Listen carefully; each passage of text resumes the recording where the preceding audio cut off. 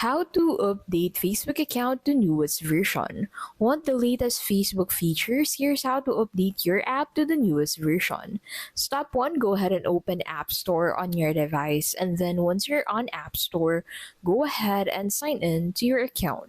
Now once signed in, head over into the search tab, and then on the search tab, go ahead and look for the search bar and use it and search for Facebook. Now on the results, click on Facebook and check if there are updates for Facebook. So if there are updates for Facebook, you should find an update button in here. So go ahead and click on that to start updating the app for your device.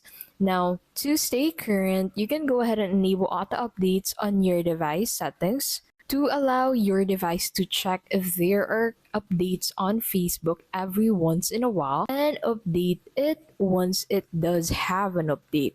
And that is how you can basically update Facebook account to newest version.